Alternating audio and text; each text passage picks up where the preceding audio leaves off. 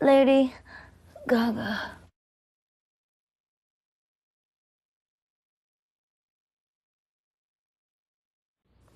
Well, actually, I didn't really start in the dance scene. I started more in the dive bar scene, which is really a lot of nerdy record collecting DJs. And I started go-go dancing and giving my records to the DJs in those bars. And then as I became more well-known, it started to spread into the dance scene. And it's really, it's sick. I mean, it's club kids. There's still like a real scene down there. People have personas. The nightclubs feel like a culture. The music is underground, but it's also mainstream. I mean, it's a really cool environment.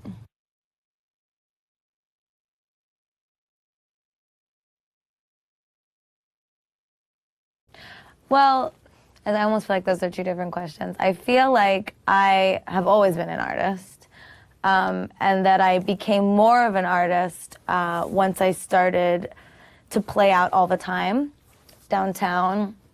But it really wasn't until I got signed to Interscope and until I got a tiny bit famous in New York that I really became more of a dance scene artist and out in the clubs than before. So I would have to say, like, right around the time when I got signed, I almost got arrested in Chicago for wearing short shorts. I was in W Magazine, cover of Women's Wear Daily. So really when I started being myself, I mean, I've always been an artist, but when I started to be just who I really am, which is a provocative exhibitionist, somebody that does things for attention pretty shamelessly, that's when I was like, okay, so just be who you are, and then that's your artistry.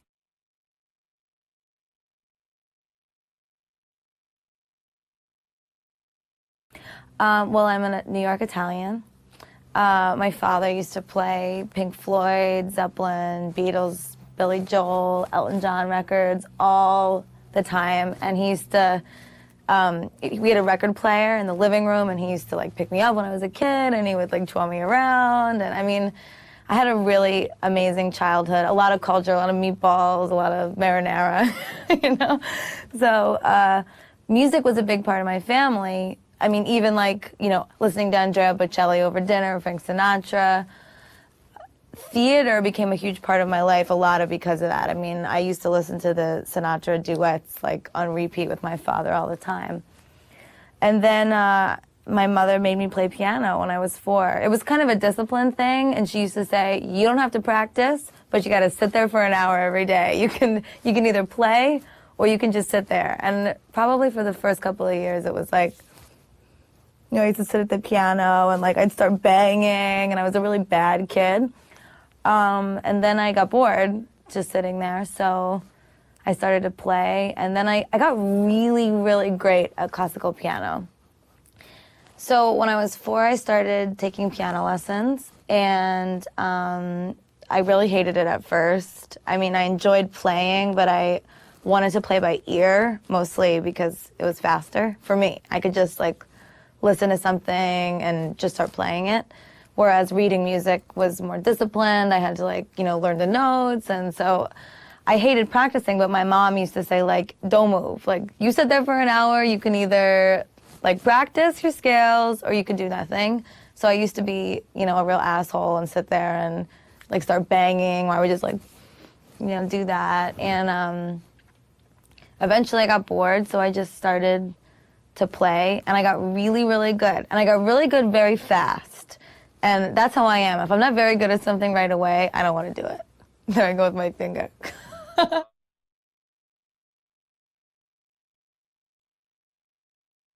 Oh my God. What does that not mean to me? It's everything. It's who I am. It's culture, it's family, it's my heritage, it's my fashion sense. You know, I'm inspired by the street, but I'm also like obsessed with the gangster mob princess and the you know, in Scarface. And I mean, that's not Italian, but you know what I'm saying. The casinos and the gaudiness, and it all really plays into the concept of my album, The Fame, because for me, Italians and that sort of gaudy culture is a way of self-proclaiming your own fame without, you know, $8 million.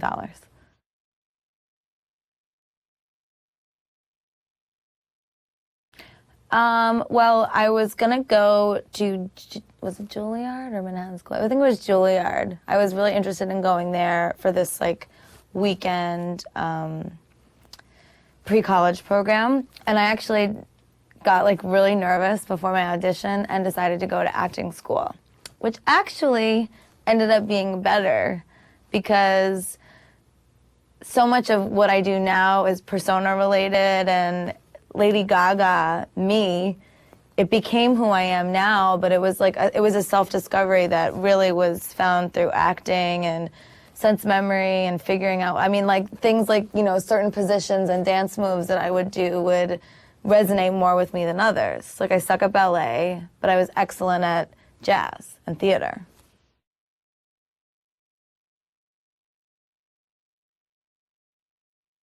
The artists that for me have been the most influential, I mean, like Madonna, David Bowie. I mean, of course I love them for their music, and not to sound vain or shallow, but I'm almost more appreciative of their work because of their visuals. I mean, it completely changes the way that you listen to the music.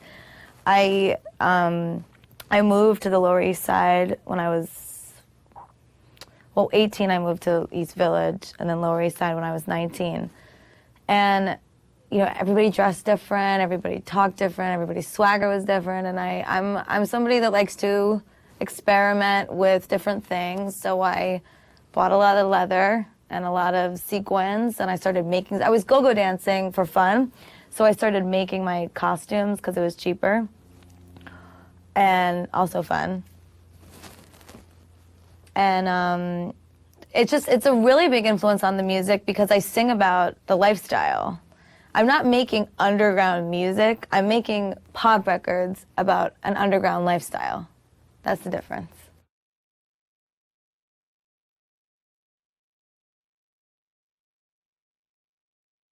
No, it's not. It was definitely the Lower East Side. There's like a little bit of a metal glam scene, and I started to sort of take, you know, elements from that I liked. The rock star's girlfriend. That was the real beginning of my fashion. It was not so much I want to be the greatest rock and roll band that ever lived. I wanted to be the greatest rock and roll band that ever lived, lead singer's girlfriend. That's what I wanted to. I wanted to be the girl backstage at the Motley Crue concert in the feather dress doing Nikki Sixx's eyeliner. You know what I mean? Like, it was just kind of different. But I'm also obsessed with Versace, Gucci, Dolce & Gabbana, Fendi, Valentino.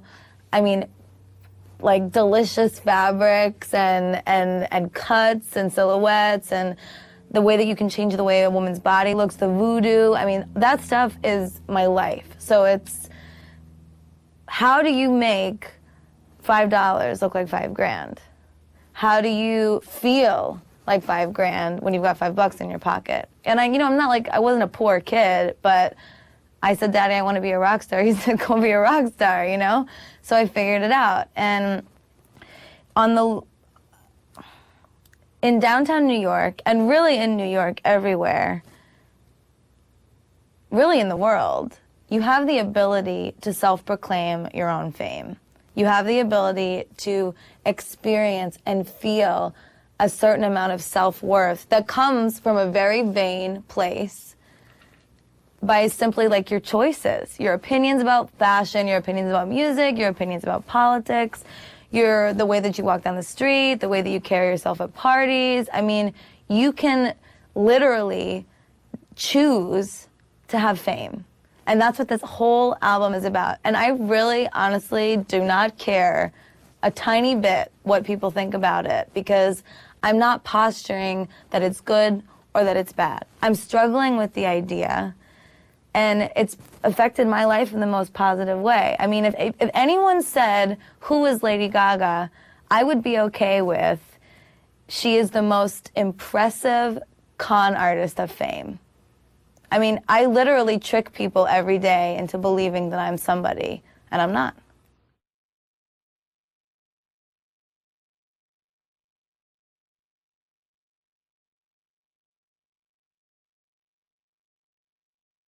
I mean, look at Paris Hilton, right?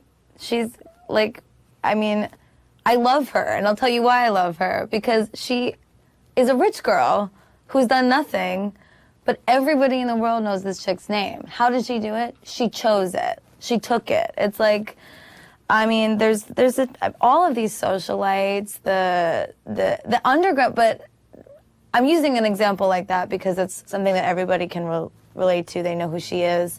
For me, it was going out downtown and realizing that there was a social class, a small one. I mean, there was literally like the top tier of Rivington Street, and I'm like, who are these kids? Who the hell do they think they are? But that's exactly it. It's the nerve.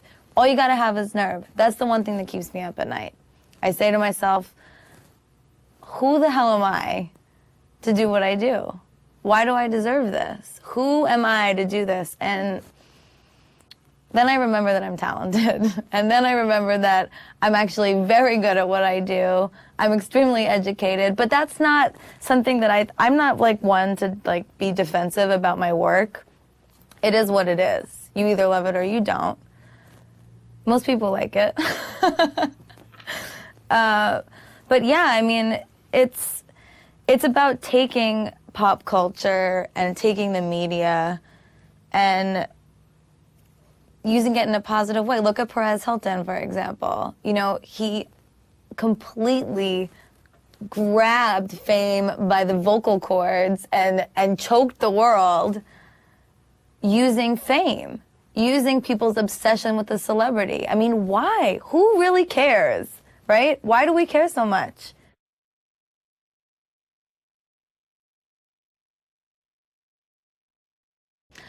Okay. Well, I started playing piano when I was 4, around, about, I'd say 12. I was in a boutique in New York, and I was singing a Backstreet Boys record. I forgot, I think it was I Want It That Way. I think that was it. So I was singing this Backstreet Boys record, and the guy that worked in the store, Evan, I still remember his name, I haven't seen him in 800 years. He goes, "Are you a singer?" And I said, "No, I was like," and I'm 12 years old, like, what am I doing in a boutique after school? It was just kind of one of those really random moments. And he said, "Well, you've got a really great voice. I think, maybe you should call my uncle. My uncle, he teaches voice." His uncle was Don Lawrence. And anybody in the business who knows about music teachers knows that Don Lawrence is by far the best teacher in the world. So he had, no room between Mick Jagger, Bono, Christina Aguilera, you name it, he gave them a voice. Or at least, he was, working with them on their tour. So anyway, I started working with him. He was my mentor. He's still my mentor till today. He encouraged me to start writing music. So around 13, I started writing records, stuff on the piano in my house. So I moved from classical to pop. And I started noticing that, okay, well, the Bach chords are the same as the chords for this Mariah Carey record, right? So I just started like picking up on little things, doing small chord progressions. Then I started doing coffee houses. I put together a coffee house at my high school just because I wanted a place to play. I would sneak out and go to the bitter end. I would, go downtown to McDougal Street with the seniors from Regis High School just to experience the, music nightlife in New York. Then I was in a cover band when I was 16. I would do, Zeppelin records, Jefferson Airplane, U2. And then I went to NYU for 1 year. Keep in mind, during all of this, I'm doing musicals, I'm in bands, I'm writing records, if you were my family, you did not see me for 5 years. I was out doing everything. And then I went to college for a year, and I hated it. Not the studying. I was a good student. I love to learn, but I wanted to work, and I wanted to make music. So I was in the Tisch program. I dropped out. I told my parents I'm leaving. I'm going to get an apartment and 8 jobs. And they were like, have a good time, kid. And they were really supportive, you know, and I really went for it. My dad gave me a year to get signed, and I did. So then I got dropped, then I got signed again. And in between the 2 record deals, I put together a variety show with me and a DJ, Lady Starlight. She was a go-go dancer. She got me into go-go dancing. I thought she looked so amazing on stage, so I just said I have to start. And it's really been a long, long journey. I don't remember not doing this. It's just always been my life. But I don't know. It's funny, people say to me, where do you want to be in 5 years? Or what are your goals? My goal is to be right here. It's like this moment, what we're doing right this second, it's to have a career. It's to be working in music, making music. I love writing for other artists. I love working with new producers. It's just endless, and I want to inspire people. The record's called The Fame, but it could be called like The Inspiration, to be like cheesy, you know? I mean, it's really me like wanting to inspire the world with an idea. It's an idea. I happen to be great at music. I'm better with ideas.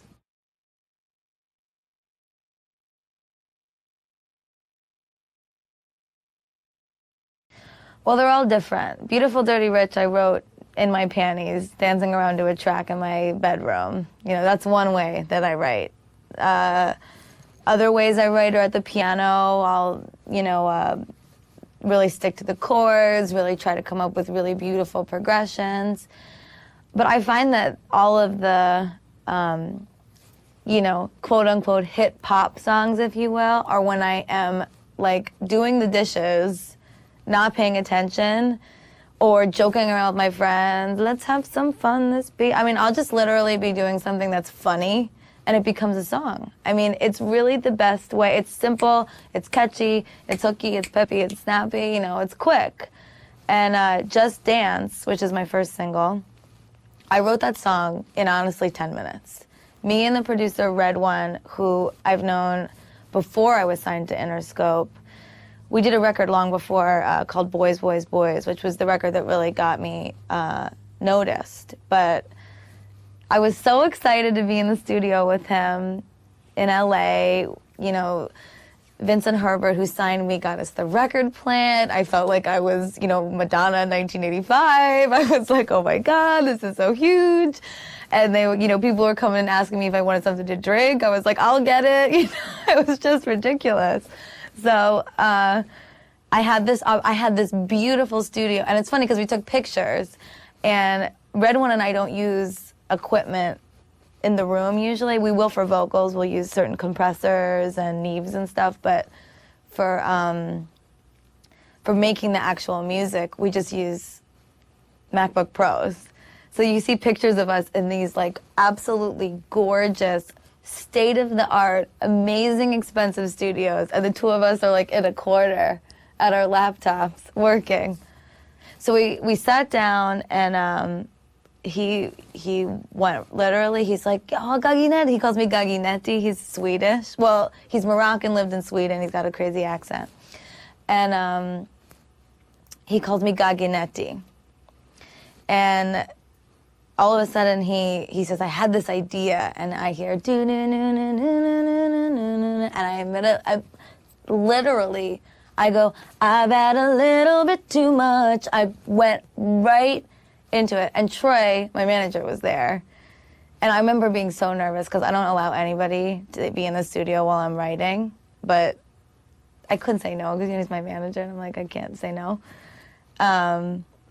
So he was in there, and I was a little bit nervous, like, oh my God, it's the first time he's seeing me write. But we wrote that record in 2 seconds. Vincent Herbert walked in. He was like, oh my God, that's it. Leah Linden, who I work with too, she's my other manager, she came in and she was like, play that dance one. I want to hear that dance one again. I mean, it was instant. Everybody went crazy. And Akon, you know, who we did the record with too, he's such a down-to-earth guy, and for me, it was like, he's like the most worldly, like, cultured. He's like a hip hop R&B guy, you know. For him to be into my stuff, like a white chick from New York who does like dance music, disco, pop, I was like, I don't know what he's gonna think of this. And when we started working on it, he really was into it. And he was like, that's it. Everybody just knew this is it. This is the one. And the record that took me 10 minutes, you know? Well, my music is pretty much a reflection of my transition from New York uptown to New York downtown and all the things that I've discovered. And it's everything, you know, it's pop, it's a little bit, you know, hip hop R&B, it's got dance elements, it's got electro. I rap sometimes, I sing, you know, I do everything. It's really, it's about my journey. It's really heavily influenced by fashion and lifestyle, and it's new.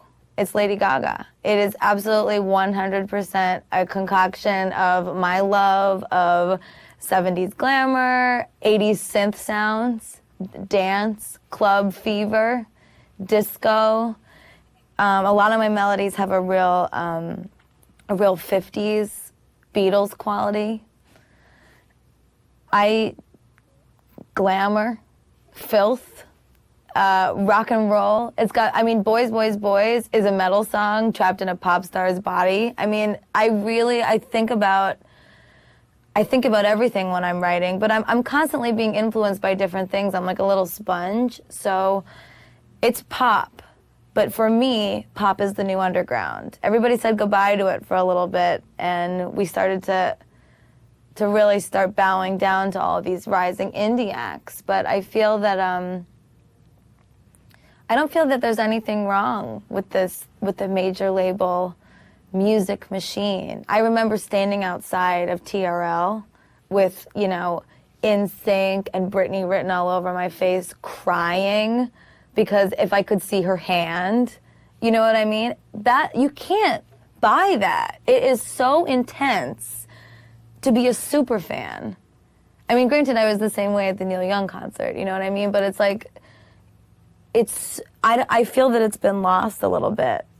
I don't know if artists are lazy and they don't care about how they dress or what it is, or if it's you can't download a lifestyle. You can't download an icon. You have to touch them. You have to figure, what do they eat?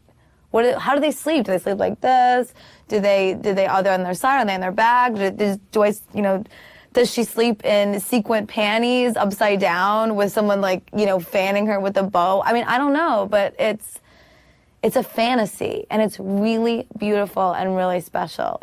For me, it's like my Michelangelo painting. It's like I wanna create that again. If anything, the fame and this record and my music is about recreating the pop star and giving it back.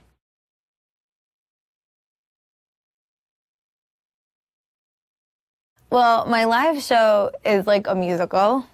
There's dancing, I sing live, but with the track, so it sounds like a lot like the record. I spin with a DJ. We're working with Space Cowboy right now, who's amazing. And it's like a variety show. I mean, the dance style is not hip-hop. It's, you know, like late 70s jazz. It's got a little Fosse in it. It's got a little, I don't know what. I work with Lorianne Gibson. You guys know her from Bad Boy, Making the Band. Well, you might know her from everything because she's pretty much legendary. But working with her has been incredible, molding the show, because I remember when I first met her, I walked in, my hair was black. I had on see-through leopard tights with a thong and like some ridiculous jacket and these huge Elton John sunglasses. And I was like, hi, Lorianne, like the nerdiest chick ever. And she looked at me and she was like, hello, Muffin. Like, oh my God, who's this girl? And then I played her my record and she goes, oh, really? That's what she said. Oh, really? And the show is really, it's intended to give you a stomach ache. I'm not trying to like just entertain anybody. I really want to bother everybody. I want everyone to go like a little bit like, oh my God, what is she doing? Ew, what's going on? But the records are pop. It's a pop record. it's a pop show, but the visuals and the ideas and the fashion is really forward thinking. It's completely 150,000% my own. Everything that you see, the disco bra in the video, I made it. The disco bra on stage, I made it. The corset, the chains, it's like everything's been put together so strategically. And if it's not, I'll like have anxiety about it. We'll go on stage because it's got to be perfect. It's got to be exactly me.